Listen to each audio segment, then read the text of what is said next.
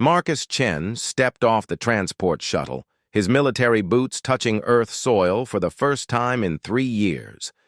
The spaceport bustled with activity, but everything felt smaller than he remembered. Quieter. The sounds of interstellar commerce and passenger announcements seemed muted compared to the roar of plasma cannons and the screaming of dying ships that had filled his ears for so long. At 19, Marcus carried himself differently than when he'd left at 16. His shoulders were broader, his jaw set with a hardness that hadn't been there before. The uniform of the Terran Defense Corps hung perfectly on his frame, adorned with ribbons that told stories of battles fought in the void between stars. The silver star gleamed on his chest, earned during the siege of Kepler Station when he'd held a breach single-handedly for 6 hours against Krillian shock troops. But none of that mattered now. He was home. The automated cab ride through New Angeles gave him time to process the changes. The city had grown, new towers reaching toward the sky, their surfaces gleaming with advertisements for products he didn't recognize. Hover cars filled the air lanes in organized streams, a far cry from the chaotic patrol routes he'd flown in his fighter craft. Everything was so peaceful. His destination was Roosevelt High School, the same institution he'd fled 3 years ago when the recruitment officer had offered him a way out. The same halls where Tyler Brooks and his gang had made every day a living hell. The same classrooms where teachers had turned blind eyes to the daily torment that had driven Marcus to consider ending it all. The irony wasn't lost on him. The scared, scrawny kid who'd been shoved into lockers and had his lunch money stolen had spent the last 3 years fighting humanity's enemies among the stars. He'd commanded a squadron of fighters, led boarding actions against enemy dreadnoughts, and earned the respect of soldiers twice his age, but now he was coming back to finish high school. The cab pulled up to the familiar red brick building. Students were streaming out for lunch break, their voices carrying the same casual cruelty he remembered. Marcus paid the fare and shouldered his duffel bag. The weight of it was nothing compared to the combat gear he'd carried through the corridors of burning ships. Principal Davidson hadn't changed much, though her hair had gone grayer. She looked up from her desk as Marcus entered the office, her expression shifting from administrative politeness to shock. Marcus Chen? She stood slowly, her eyes taking in the uniform, the ribbons, the confident bearing. My goodness, look at you. Ma'am. Marcus removed his cap, tucking it under his arm with practiced precision. I'm here to re-enroll and complete my education. Of course. She fumbled with papers on her desk. I have to admit I never expected... when you left, we thought that I wouldn't amount to anything. Marcus's voice was steady, neither accusatory nor bitter, just factual. Davidson flushed. No, that's not what I meant.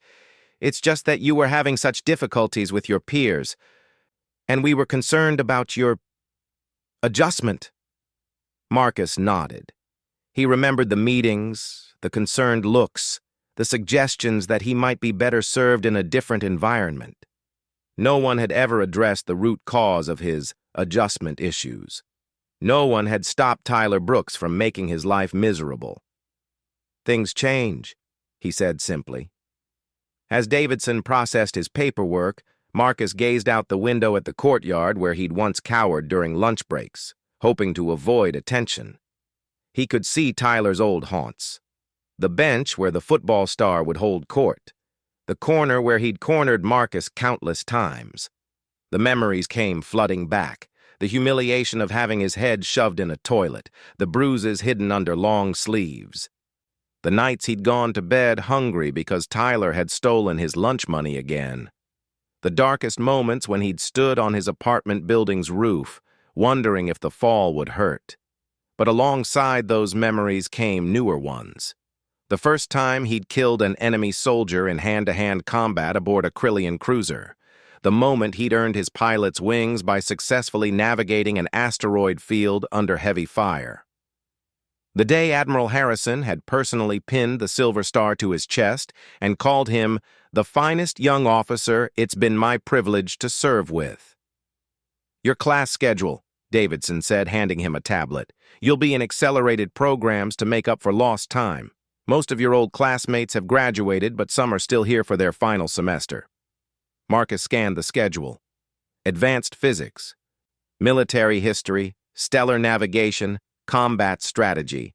They'd given him credit for his military training and combat experience. He'd be taking mostly senior-level courses, despite technically being a junior. "Tyler Brooks is still here," Davidson said carefully, watching his reaction. He's had some troubles. Academic probation, some disciplinary issues. He should be graduating this semester if he can pull his grades up." Marcus simply nodded. He'd expected as much. Bullies rarely changed without intervention. "Marcus," Davidson continued, her voice taking on the concerned tone he remembered so well, "I want you to know that we've implemented new anti-bullying policies since you left. Zero tolerance. If anyone gives you any trouble—" "I can handle myself now, ma'am." Marcus stood, shouldering his bag. "Thank you for the schedule." Walking through the halls felt surreal. The lockers were the same faded blue, the floors still squeaked in the same spots, and the smell of cafeteria food mixed with floor wax was exactly as he remembered. But everything seemed smaller, less intimidating. These halls that had once felt like a maze of terror now seemed almost quaint. He found his assigned locker easily enough. The combination worked on the first try, and he stowed his bag inside along with his cap. As he closed the locker door, a familiar voice cut through the hallway noise. "Well, well, well. Look what the cat dragged in." Marcus turned slowly. Tyler Brooks stood 10 feet away, flanked by 2 other students Marcus didn't recognize. Tyler had grown taller but had also gone soft around the middle. His letter jacket was faded and didn't quite fit properly anymore. His face still carried the same sneer Marcus remembered, but there was something different in his eyes. A hint of desperation, maybe. The confidence of the apex predator was cracked around the edges. "Chen," Tyler continued, looking Marcus up and down. "Playing dress-up soldier boy, are we? What is that, some kind of costume?" The hallway had gone quiet around them. Other students sensed drama and were gathering to watch, just like they used to. Marcus could feel the familiar tightness in his chest, the old fear responses trying to surface. For a moment, he was 16 again, alone and helpless. But only for a moment. Marcus straightened to his full height. Somewhere along the way, he'd grown to match Tyler's 6 feet. And 3 years of military training had filled out his frame with lean muscle. His voice, when he spoke, carried the quiet authority of someone accustomed to command. "Hello, Tyler." That was all. No explanation, no justification, no apology for existing, just a simple acknowledgement. Tyler seemed thrown off by the response. He was clearly expecting the old Marcus, the one who would stammer and back down, who would look for escape routes and protective authority figures. This calm, measured response wasn't in the playbook. "So what? You think some fancy uniform makes you tough now?" Tyler stepped closer, trying to reassert dominance through physical intimidation. "You're still the same pathetic loser who used to cry when I took your lunch money." Marcus didn't move, didn't react. He'd faced down Krillian berserkers who stood 8 feet tall and could tear a man in half with their bare claws. Tyler Brooks was just a scared boy whose best years were already behind him. "I'm here to finish my education," Marcus said evenly. "I'd prefer not to have any problems." "You'd prefer?" Tyler laughed, but it sounded forced. "You think you get to prefer things now? You think that costume gives you some kind of authority here?" The 2 flanking students shifted nervously. They could sense something was different, even if Tyler couldn't. Marcus carried himself like a soldier, moved like a fighter. There was a stillness about him that spoke of controlled violence held in perfect check. But Tyler had built his identity around being the dominant predator in this small ecosystem. Backing down now would shatter everything he believed about himself and his place in the world. "Maybe you need a reminder of how things work around here," Tyler said, reaching out to shove Marcus backward. His hand never made contact. Marcus moved with fluid precision, his hand intercepting Tyler's wrist and holding it motionless in the air between them. Tyler tried to pull back but found his arm locked in an iron grip. Marcus applied just enough pressure to make his point without causing real damage. "I said I'd prefer not to have any problems," Marcus repeated, his voice never rising above conversational level. "I meant it." He released Tyler's wrist and stepped back, giving him space to retreat if he chose to. The smart move would be to walk away, to recognize that the power dynamic had shifted permanently. But Tyler had never been accused of being smart. "You think you're hot stuff now?" Tyler's face was flushing red with anger and embarrassment. The gathered students were murmuring, and he could feel his reputation cracking. "You think 3 years of playing Army makes you better than me?" "I think 3 years of fighting humanity's enemies among the stars has given me perspective," Marcus replied calmly.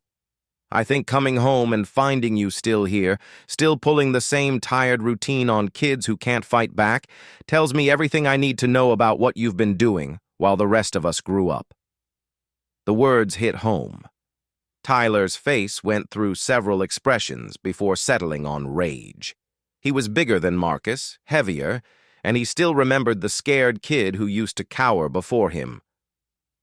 Military training or no military training, Marcus was still just Chen.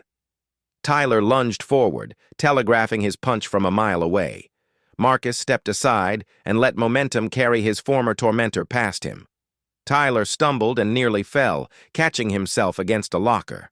When he turned around, his face was twisted with humiliation and fury. "You got lucky," he snarled. "Tyler," Marcus's voice carried a note of warning now. "Walk away." But Tyler was past the point of rational thought. His entire self-image was crumbling in front of an audience.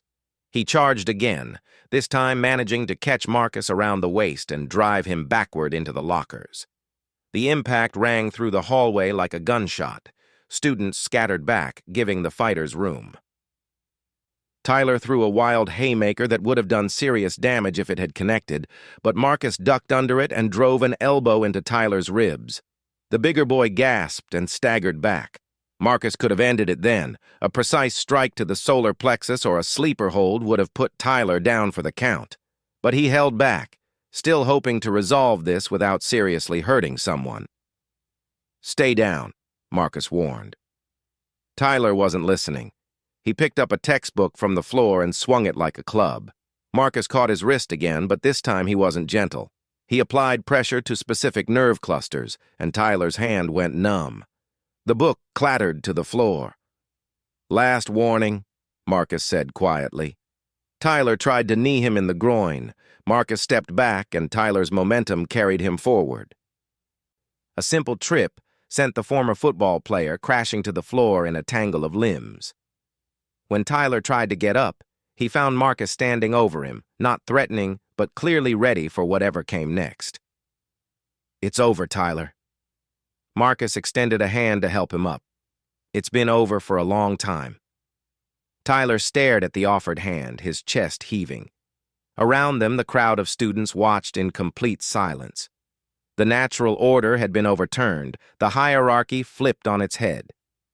After a long moment, Tyler slapped the hand away and struggled to his feet on his own. His face was a mask of humiliation and barely contained rage. "This isn't over," he said, his voice shaking. Marcus nodded sadly. "It could be, but I suppose that's your choice to make." Tyler gathered his dignity around him like a torn cloak and stalked away, his two followers trailing behind. The crowd began to disperse, students drifting to their next classes with plenty to talk about. Marcus straightened his uniform and checked his watch. He had advanced physics in 10 minutes. As he walked toward the classroom, he reflected on how different this homecoming was from what he'd expected. He'd come here hoping that Tyler had matured, that the intervening years had given him perspective. Instead, he'd found the same small-minded bully, just older and more desperate. It was almost sad. But Marcus had learned something important about himself, too. He'd faced his demons and found that they were just ordinary people after all. The monster who had haunted his nightmares for 3 years was just a scared boy who peaked in high school and was struggling to accept that the world had moved on without him. As Marcus settled into his seat in advanced physics, he felt a weight lift from his shoulders. He was home, and he was no longer afraid. But he had a feeling this was just the beginning of his real education. The teacher called the class to order and began discussing quantum mechanics as applied to faster-than-light travel. Marcus opened his notebook and began taking notes, just another student trying to learn something new. Outside the classroom window, he could see Tyler in the courtyard below, pacing back and forth like a caged animal. Even from this distance, Marcus could read the body language of someone plotting revenge. Marcus sighed and returned his attention to the lesson. Some people never learned, but that was their choice to make. He'd given Tyler a chance to walk away with dignity and tact. If the former bully chose to escalate instead, well, Marcus had dealt with worse than Tyler Brooks in the cold vacuum of space. Much worse. Marcus had hoped that his first day back would end with the hallway confrontation, but Tyler Brooks had never been one to accept defeat gracefully. Over the following week, Marcus noticed the subtle signs of escalation that his military training had taught him to recognize. Tyler's friends began hanging around Marcus's classes, not directly threatening but making their presence known. Anonymous messages appeared on Marcus's locker, crude drawings and threats scrawled in permanent marker. During lunch, food would mysteriously spill near where Marcus sat, forcing him to move tables repeatedly. It was psychological warfare, the kind of campaign Tyler had perfected during their earlier school years. But Marcus wasn't the same frightened teenager who had fled 3 years ago. He documented each incident with the methodical precision of a military intelligence officer, took photos of the vandalism, and kept detailed logs of every interaction. More importantly, he began to notice things about the school that his younger self had missed. Tyler wasn't the only predator in these halls. There were other students, younger ones mostly, who showed the same haunted look Marcus remembered seeing in mirrors. Kids who walked with their shoulders hunched, who ate lunch alone, who flinched when voices were raised. Sarah Martinez was one of them. Marcus first noticed her on Wednesday morning, pressed against her locker while 3 girls from the popular crowd stood in a semicircle around her. They weren't physically touching her, just talking in low voices that somehow managed to carry more venom than shouting would have. "Maybe if you actually tried to look decent, people wouldn't avoid you," one of them was saying. "I mean, what even is that shirt? Did you fish it out of a donation bin?" Sarah kept her eyes down, clutching her books like a shield. She was small for a sophomore, with dark hair that hung like a curtain around her face. Her clothes were clean but obviously second-hand, and Marcus recognized the particular way she held herself, trying to take up as little space as possible, hoping to avoid attention. The 3 girls were led by Jessica Walsh, a senior who ruled the social hierarchy with calculated cruelty. Marcus remembered her vaguely from his own time here. She'd been younger then, but apparently no less vicious. "Are you even listening to me?" Jessica stepped closer to Sarah. "When I'm talking to you, you should have the courtesy to look at me." Marcus started walking toward them, his footsteps deliberately audible. The 3 girls turned to see who was approaching, their expressions shifting from predatory confidence to uncertainty when they recognized him. Word of his confrontation with Tyler had spread quickly through the school's social networks. "Ladies," Marcus said politely, stopping just close enough to insert himself into the conversation. "Sarah, wasn't it? You're in my advanced physics class. Sarah looked up in surprise. She was indeed in his class. Though she always sat in the back corner and never spoke unless called on directly, her eyes were wide with confusion. In her experience, when older students acknowledged her existence, it was never for anything good. "We were just having a conversation," Jessica said, her voice taking on a sugary, sweet tone. "Weren't we, Sarah?" Sarah nodded quickly, still not understanding what was happening, but recognizing that the dynamic had shifted somehow. "That's nice," Marcus said conversationally. "Sarah, didn't you have a question about quantum entanglement? You looked confused during yesterday's lesson." This was a complete fabrication.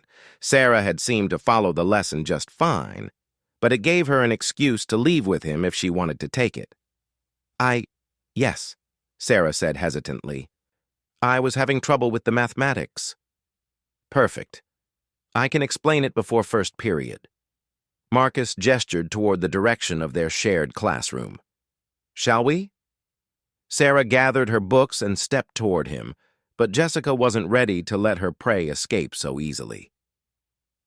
"Actually, Sarah and I weren't finished talking," Jessica said, her voice hardening slightly. "There were some things we needed to discuss about her presentation yesterday." Marcus turned to look at Jessica with the same calm expression he'd used on Tyler. "I'm sure it can wait until later. Sarah's education is more important than social gossip, wouldn't you agree?" The words were polite enough, but something in Marcus's tone made Jessica step back instinctively.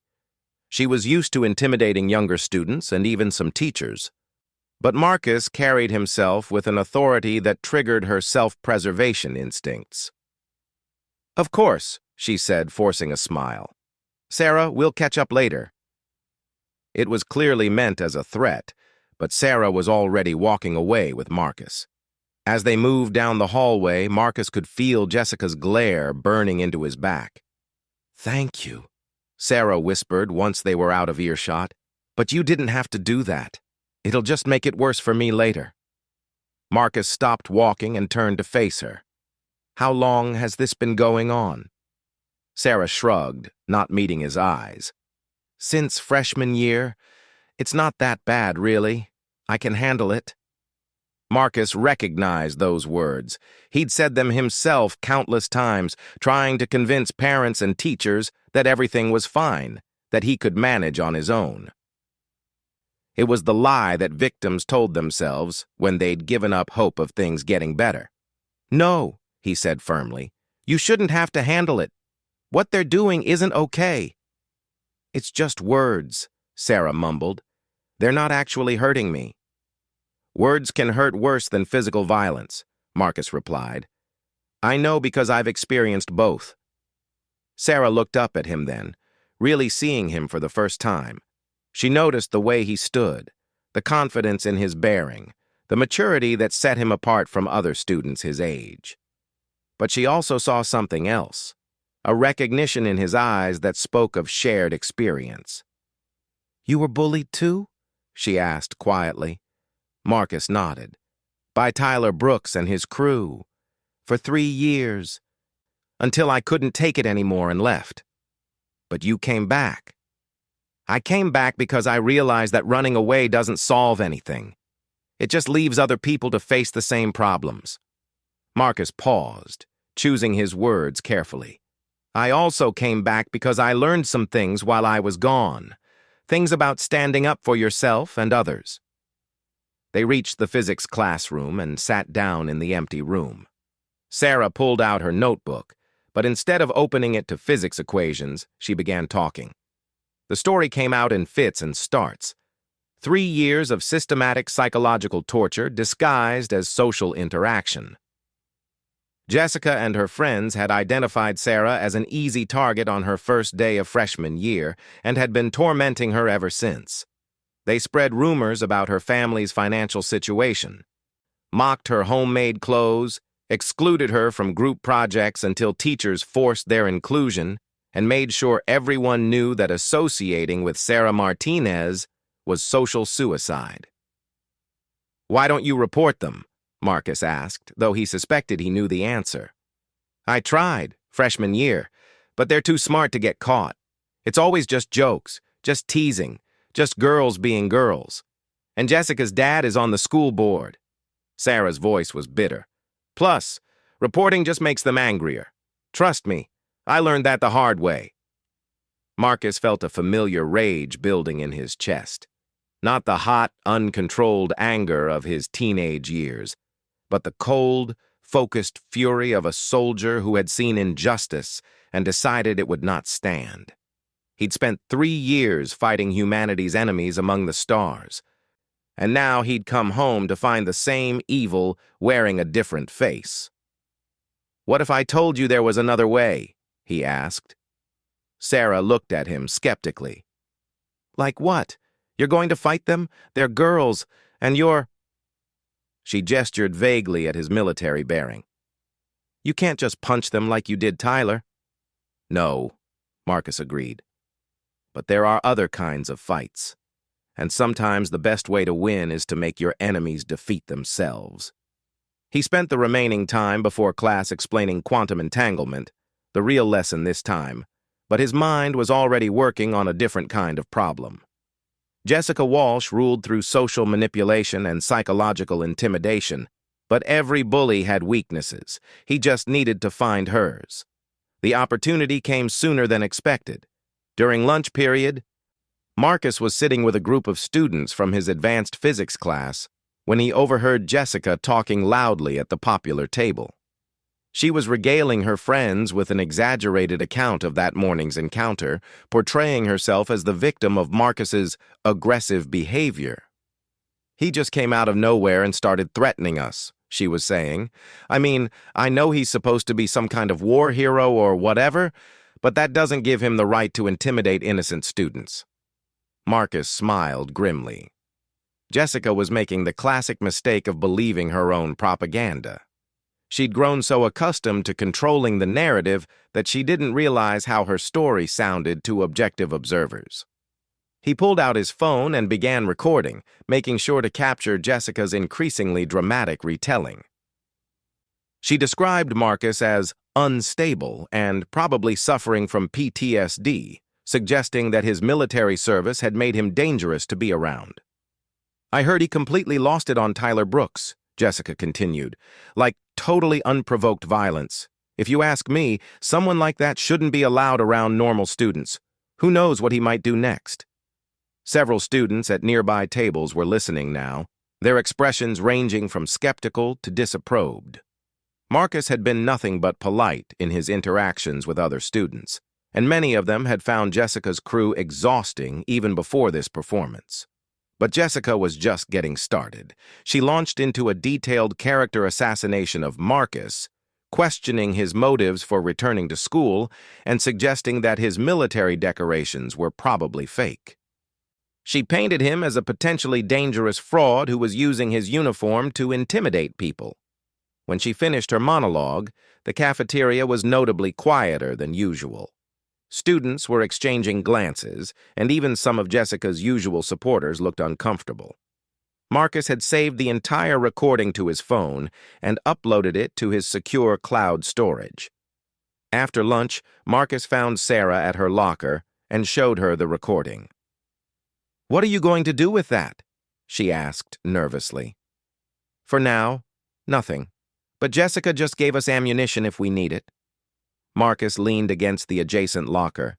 "She made several false statements about my military service and record, which could potentially be considered defamation. More importantly, she revealed her strategy, which is character assassination. She can't attack me physically or even directly, so she's trying to undermine my reputation and isolate me socially." Marcus smiled grimly. "The problem is, she's used to dealing with teenagers who care desperately about social approval. I'm not a teenager anymore." Over the next few days, Marcus watched Jessica's campaign unfold with the detached interest of a military strategist studying enemy tactics.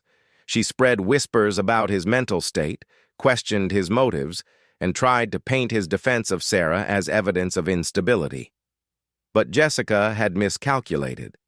The other students, many of whom had suffered under her reign at some point, began to see through her manipulation. When she claimed Marcus was dangerous, they remembered his polite interactions with younger students. When she questioned his military service, they could see his genuine decorations and confident bearing. More importantly, Marcus had begun to build his own network of allies. He helped struggling students with their coursework, mediated disputes between younger kids, and generally carried himself as someone who genuinely cared about others' well-being. His actions spoke louder than Jessica's rumors. The turning point came when Jessica overplayed her hand. On Friday afternoon, she cornered Sarah again, this time with a larger group of supporters. They'd chosen a location near the gym where fewer teachers would be around to witness what happened. "I told you we'd finish our conversation," Jessica said, her voice dripping with false sweetness. "I've been thinking about your presentation problems, and I have some suggestions." Sarah tried to back away, but the group had positioned themselves to block her escape routes. Marcus would have been proud of her tactical awareness. She immediately scanned for exits and authority figures, just as he'd taught her. "First," Jessica continued, "you need to work on your speaking voice. All that mumbling and stuttering is really distracting. Maybe if you actually participated in class instead of hiding in the corner like some kind of freak." "Leave her alone." The voice came from an unexpected source. Jamie Chen, a freshman who shared no relation to Marcus despite the surname, stepped out from behind a nearby pillar. He was small for his age and obviously terrified, but he'd witnessed enough of Jessica's cruelty to recognize a line being crossed. "Excuse me?" Jessica turned her attention to the new target. "Did someone ask for your opinion? Freshman?" Jamie's courage faltered under her withering stare, but before he could retreat, another voice spoke up. "Actually, I think he has a point." This time it was David Kumar, a junior from Marcus's physics class. Then Amy Washington, a senior who'd been one of Jessica's victims 2 years earlier. Then more students emerging from classrooms and study areas, forming a loose circle around the confrontation. Jessica found herself facing something she'd never encountered before: organized resistance. Her usual tactics of isolation and intimidation didn't work when her target had backup. "This is ridiculous," she said, trying to regain control. "You're all taking the word of some damaged military reject over mine. I've been at this school for 4 years. I know these people." "That's exactly the problem," Amy Washington said coldly. "We all know you too, Jessica, and we're tired of pretending your behavior is acceptable." Marcus arrived just as the situation reached its peak tension. He'd been alerted by another student who'd seen the confrontation building and recognized the potential for violence. He assessed the scene quickly: Jessica and her core supporters surrounded by a larger group of students who clearly had grievances against her. Sarah stood safely behind the protective ring, no longer isolated and vulnerable. The power dynamic had shifted completely. "Everything okay here?" Marcus asked mildly. Jessica whirled to face him, her composure finally cracking. "This is all your fault. You've been poisoning people against me, spreading lies about me." "I don't need to spread lies about you, Jessica," Marcus replied calmly. "Your actions speak for themselves." He pulled out his phone and played back her lunchtime recording for everyone to hear. Jessica's voice filled the hallway, making false claims about his military service and psychological state, questioning his right to attend school with normal students. The gathered students listened in silence. When the recording ended, several of them were shaking their heads in disgust. "You recorded me without permission!" Jessica shrieked. "That's illegal!" "Actually, California is a one-party consent state," Marcus replied. "As long as one person in a conversation consents to recording, it's perfectly legal. And since you were speaking loudly enough for everyone in the cafeteria to hear, you had no reasonable expectation of privacy anyway." Jessica's face went through several shades of red as she realized how thoroughly she'd been outmaneuvered. Her social power had been built on her ability to control information and narrative, but Marcus had used her own weapons against her. "You can't do this to me," she said desperately. "Do you have any idea who my father is?" "A school board member," Marcus replied, which means he'd probably be very interested to hear how his daughter has been representing the family name. The threat landed like a physical blow. Jessica's father's political ambitions were well known, and a scandal involving his daughter's bullying behavior could derail his carefully planned career. For the first time since Marcus had known of her existence, Jessica Walsh was truly afraid. "What do you want?" she asked quietly. Marcus looked around at the gathered students, kids who'd been terrorized by Jessica's crew for years, who'd finally found the courage to stand together. "I want you to leave these people alone," he said simply. "All of them. No more harassment, no more social manipulation, no more making people's lives miserable for your entertainment."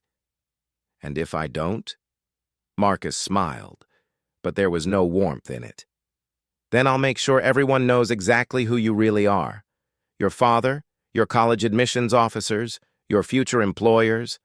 I'll document everything and make sure it follows you." Jessica stared at him for a long moment, realizing that she'd finally met someone who couldn't be intimidated or manipulated, someone who had the skills and resources to destroy everything she'd built. "Fine," she said finally, "but this isn't over." "Yes, it is," Marcus replied firmly. "It's been over for a long time. You just hadn't realized it yet." Jessica gathered her remaining supporters and stalked away, her reign of terror finally ending not with violence, but with exposure to the light of truth. As the crowd dispersed, Sarah approached Marcus with tears in her eyes.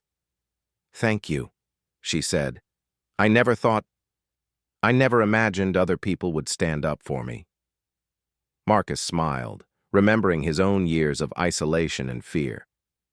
Sometimes all it takes is one person willing to take the first step. Others will follow if they know they're not alone. Looking around at the students who'd found their courage today, Marcus felt something he hadn't experienced since returning home. Hope. He'd come back to finish his education. But maybe he'd found something more important. Maybe he'd found his real mission. The weeks following Jessica Walsh's defeat brought an unexpected transformation to Roosevelt High School. Students who had suffered in silence for years began to find their voices. The informal network that had formed around Sarah's defense evolved into something larger, a support system that reached across grade levels and social boundaries. Marcus found himself at the center of this change, though he'd never asked for the role. Students sought him out for advice, protection, and sometimes just someone to listen to their problems. He was still working toward his diploma, but his real education was happening in the hallways and cafeterias where he learned about the dozens of small cruelties that flourished in the shadows of institutional indifference. Tyler Brooks, meanwhile, had gone strangely quiet after their initial confrontation. Marcus occasionally saw him in the halls, but Tyler seemed to have lost his appetite for conflict.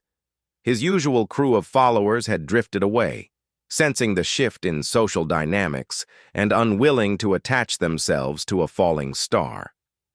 It wasn't until 3 weeks after the Jessica incident that Tyler made his next move. Marcus was leaving the school late one evening after helping the robotics club with their project when he found Tyler waiting by his car in the mostly empty parking lot. The former football star was alone this time, his hands shoved deep in his jacket pockets, his breath visible in the cold night air. "We need to talk," Tyler said without preamble. Marcus approached slowly, his military training automatically cataloging potential threats and escape routes. Tyler's body language suggested more desperation than aggression, but cornered animals were often the most dangerous. "I'm listening," Marcus said, stopping about 10 feet away. Tyler was quiet for a long moment, staring at the ground between his feet. When he finally looked up, his eyes held a defeated expression that Marcus had never seen before. "I've been thinking about what you said," Tyler began. "About growing up while everyone else moved on. About still being here, still doing the same things." Marcus waited, saying nothing. Sometimes people needed space to find their own words. "I used to be somebody," Tyler continued. "Team captain, scholarship offers, girls wanted to date me, guys wanted to be me. I had this whole plan, you know? College football, maybe go pro, be somebody important. What happened?" Tyler laughed bitterly. "Knee injury sophomore year of college. Tore my ACL so bad they said I'd never play competitively again. Lost my scholarship, dropped out, came crawling back here with my tail between my legs." Marcus nodded. He'd seen similar stories in the military. Soldiers whose identities were so tied to their physical capabilities that injury shattered their entire sense of self. "I've been taking classes part-time, working at my dad's auto shop, living in my parents' basement like some kind of loser," Tyler said. "And the whole time, I kept telling myself that I was still somebody, that I was still the king of this place at least." "So you took it out on people who couldn't fight back?" "Yeah." Tyler's voice was barely above a whisper. "I know how it sounds, but when everyone else was moving on with their lives, having success, becoming real adults, at least here I could still feel important, still feel like I mattered." Marcus felt an unexpected surge of pity for his former tormentor. The scared 16-year-old who'd left this place 3 years ago would have been thrilled to see Tyler brought low, would have wanted to twist the knife and make him hurt the way he'd been hurt. But the man who'd returned had seen enough genuine suffering to recognize it even in his enemies. "Why are you telling me this?" Marcus asked. Tyler straightened up slightly, some of his old determination flickering back to life. "Because I want to make a deal." "What kind of deal?" "I'll leave the school, drop out, finish my GED somewhere else, stay away from here permanently." Tyler's words came out in a rush. "But I want something in return." Marcus raised an eyebrow. "You're not really in a position to negotiate. Just hear me out." Tyler held up his hands. "There are others like me. Other guys who graduated but keep hanging around, still trying to relive their glory days, still picking on kids because it makes them feel important."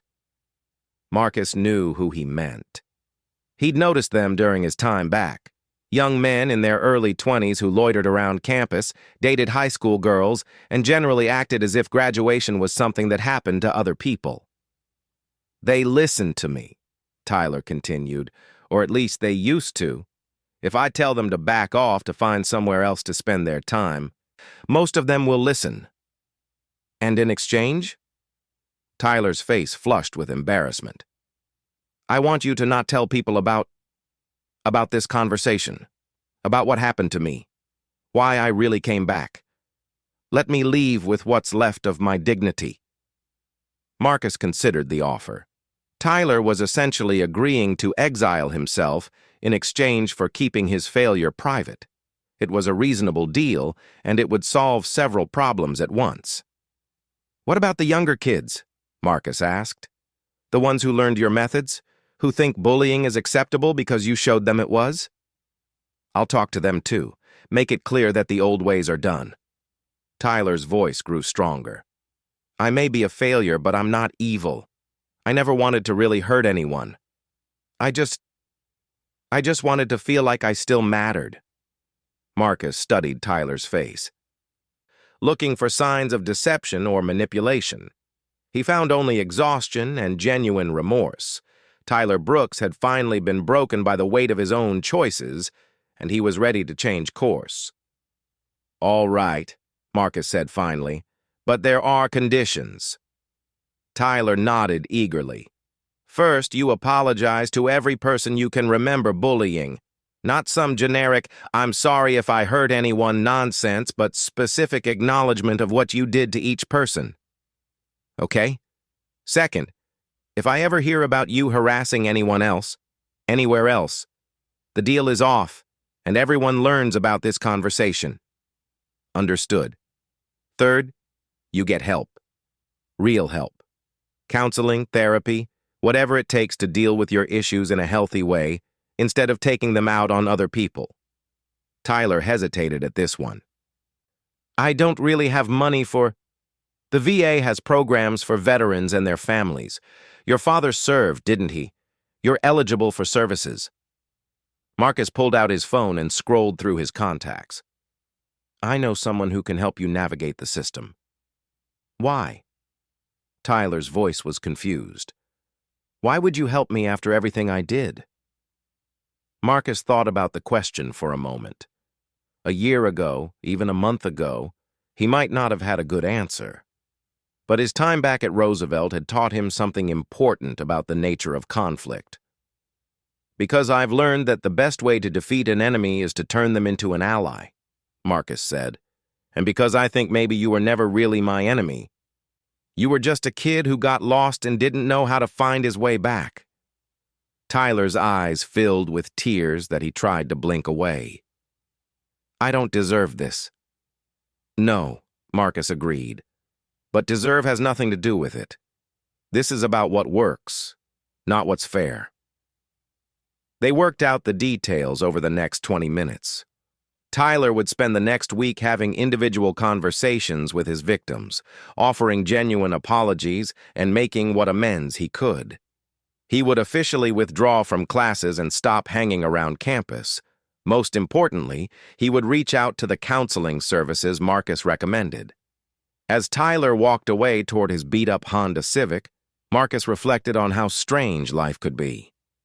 The person who had once made his existence miserable was now walking away defeated, but somehow more human than he'd ever seemed before. But Tyler was just one piece of a larger puzzle. Marcus still had a school to graduate from and a community to help heal. The real test of the new order came 2 weeks later when a group of 8th graders from the nearby middle school visited for a career day presentation. Marcus had volunteered to speak about military service, but his real interest was in observing how Roosevelt students interacted with younger, more vulnerable visitors. He was pleased to see that the predatory behavior he remembered from his own middle school transition was largely absent. Students who had once been victims themselves now served as informal protectors, intervening when they saw situations that looked problematic.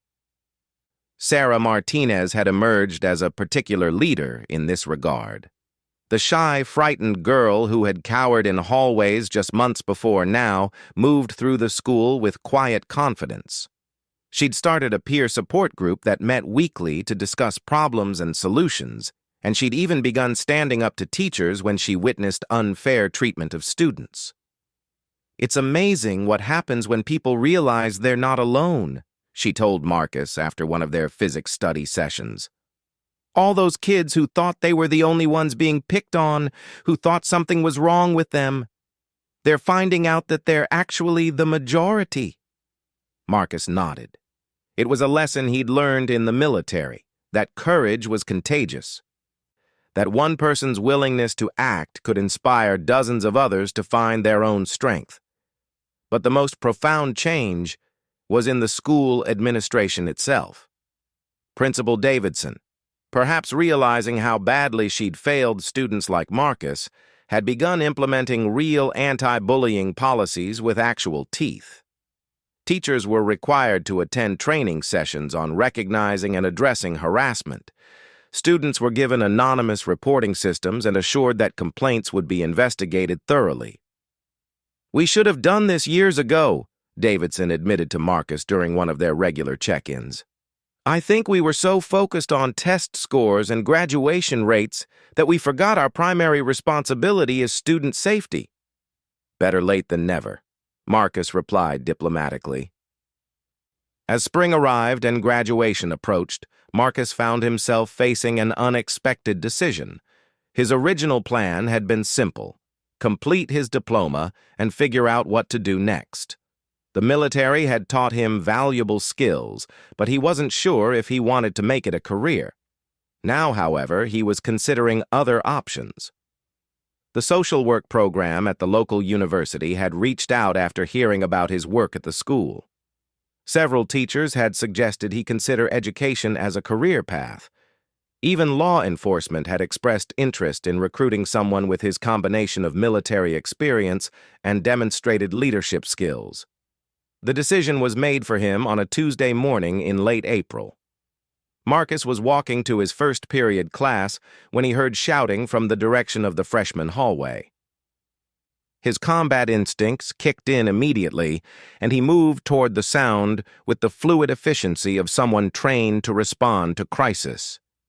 What he found was depressingly familiar. 3 older students cornering a younger one, but with a twist he hadn't expected. The victim was Jamie Chen, the freshman who had first spoken up during the confrontation with Jessica Walsh. The aggressors were students Marcus didn't recognize, which meant they were probably from another school. "Where's your protector now, freshman?" one of them was saying. "I heard you had some military reject fighting your battles for you." Jamie was holding his ground better than Marcus would have expected, but he was clearly outnumbered and outmatched. More concerning was the fact that this was happening at all. It suggested that word of Roosevelt's changes had spread and attracted unwanted attention from outsiders looking to test the new order. Marcus stepped around the corner and assessed the situation. 3 boys, probably juniors from a rival school, using physical intimidation and clearly building up to actual violence. Jamie was backed against a bank of lockers with no escape route. "Gentlemen," Marcus said calmly, his voice carrying just enough authority to get their attention, "I think you're lost. This is a closed campus during school hours." The 3 boys turned to face him, their expressions shifting from predatory confidence to uncertainty. They'd clearly heard descriptions of Marcus, but seeing him in person was different. He'd filled out even more during his months back at school, and his bearing radiated the kind of controlled competence that made smart people reconsider their choices. "This doesn't concern you," the apparent leader said, but his voice lacked conviction. "Actually, it does." Marcus stepped closer, not aggressively, but with the implacable forward movement of someone who would not be deterred. "Jamie is under my protection, and this school is my responsibility." "Your responsibility?" The boy tried to laugh, but it came out strained. "You're just another student." "No," Marcus said quietly. "I'm a lot more than that." He didn't elaborate, but something in his tone made all 3 boys take a step backward. Jamie, recognizing an opportunity, slipped away from the lockers and positioned himself behind Marcus. "Now," Marcus continued, his voice never rising above conversational level, "you have a choice to make. You can leave my school immediately and never come back, or you can deal with the consequences of your actions." "What consequences?" the leader asked, trying to regain his courage. "You gonna fight all 3 of us?" Marcus smiled, but it wasn't a pleasant expression. "Fighting is what children do when they can't solve problems any other way. I'm not a child." He pulled out his phone and held it where they could see the screen. "I've been recording this conversation since you threatened Jamie. I have clear audio of you admitting you came here specifically to harass students. That's criminal trespassing and harassment of a minor." The boys exchanged nervous glances. This wasn't going according to their plan. "More importantly," Marcus continued, "I have connections you probably haven't considered. Local police, military police, school administrators, parents who serve on various boards and committees." He paused for effect. "How do you think your college applications will look with criminal charges on your record?" The leader's face went pale. He'd probably been counting on this being a simple case of picking on younger kids with no real consequences. The reality of facing legal and academic repercussions clearly hadn't occurred to him. "We were just talking," he said weakly. "No, you were intimidating a minor on school property after being told to leave." Marcus's voice remained calm, but there was steel underneath. "The question is, What are you going to do about it? The three boys looked at each other, then at Marcus, then at Jamie, who was watching them with a mixture of fear and growing confidence. The power dynamic had shifted completely, and they all knew it. "This is stupid," one of them muttered. "Let's just go." They began backing away, but Marcus wasn't finished. "Gentlemen," he called after them, "if I ever see you on this campus again, or if I hear about you bothering students from this school anywhere else, I'll make sure the consequences are much more serious. Do we understand each other?" They nodded and hurried away, their attempted show of dominance dissolving into embarrassed retreat. Jamie looked up at Marcus with something approaching hero worship. "How did you do that? They were way bigger than me, and there were 3 of them." "Size doesn't matter as much as people think," Marcus replied.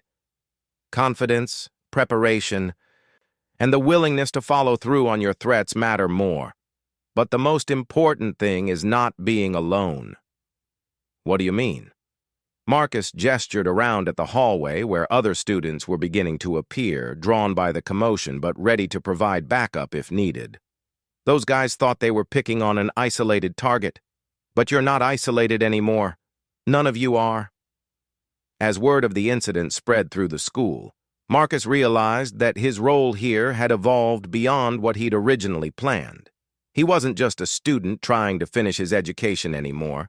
He'd become something like a guardian, a protector, a symbol of what was possible when people refused to accept injustice.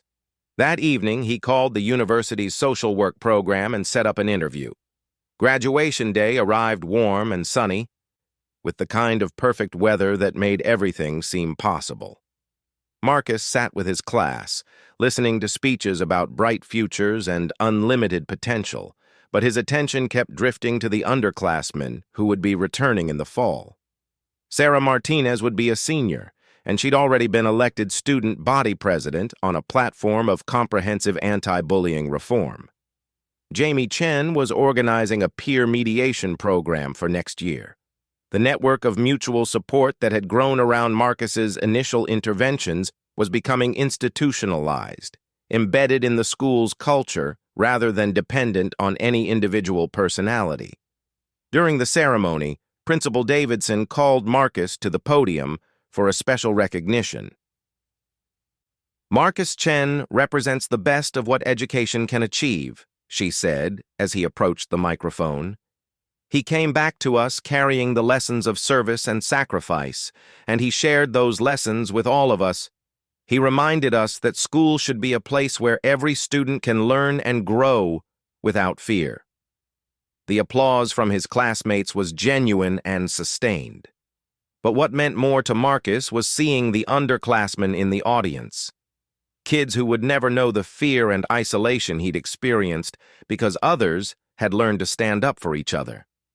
After the ceremony, as families gathered for photos and celebrations, Marcus found himself approached by a familiar figure. Tyler Brooks stood at the edge of the crowd, looking older and somehow more solid than when Marcus had seen him last. "Congratulations," Tyler said, extending his hand. Marcus shook it, noting the calluses that spoke of honest work. "How are you doing?" "Better. The counseling helped. Got my GED, started at community college, working toward a degree in education." Tyler smiled, but it was different from his old predatory grin. This one was genuine. "Turns out I might actually be good with kids when I'm not trying to make them feel bad about themselves." "That's good to hear." "I wanted to thank you," Tyler continued, "for giving me a chance to change instead of just destroying me. A lot of people wouldn't have been that generous." Marcus thought about that for a moment. "I learned something important in the military. The goal isn't to win battles, it's to win the peace that comes after. Sometimes that means turning enemies into allies." They talked for a few more minutes about Tyler's plans and progress.